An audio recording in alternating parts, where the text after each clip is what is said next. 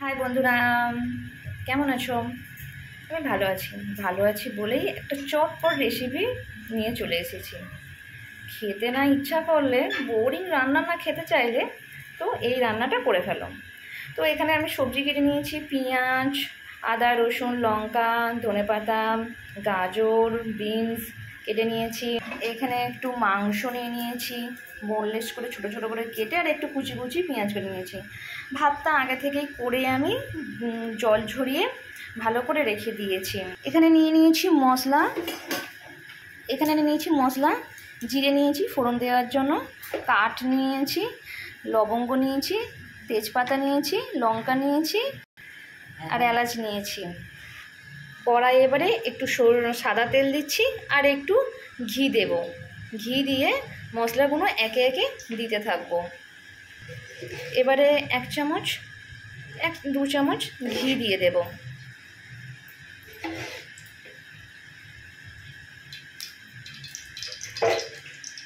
ঘিটা গরম হয়ে গেলে এবারে সব মশলাগুলো দিয়ে দেবো একে একে।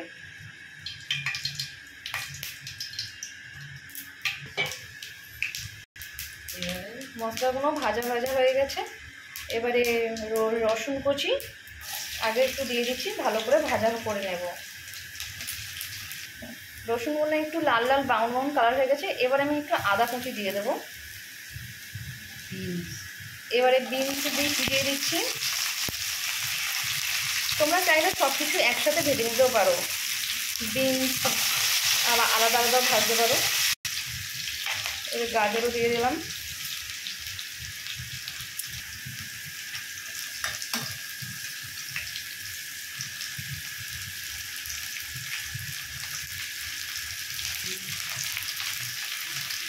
সব আমরা একসাথে দিয়ে দিলাম, পেঁয়াজ কুচি, লঙ্কা কুচি, গাজরে। এবার ভালো করে ভাজা করে নেব। ভাজা করে নিয়ে আসছি। একটু হালকা করে নুন দিয়ে দেবো আমি।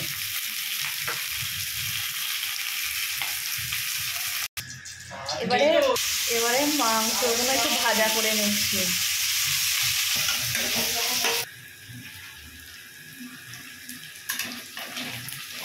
চিকেনটা ভাজা হয়ে গেছে।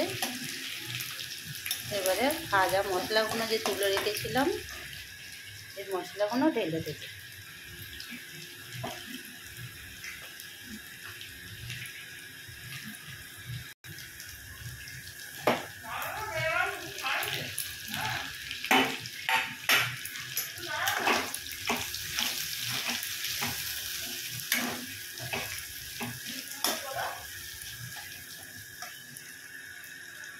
এবারে ভাতটা দিয়ে দেবো।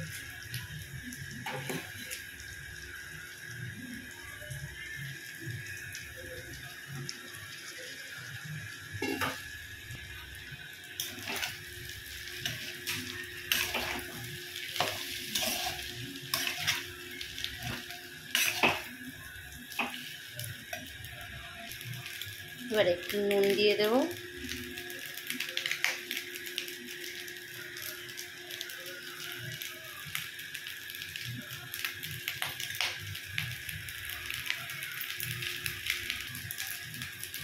এবারে ধনে পাতা দিয়ে দেবো।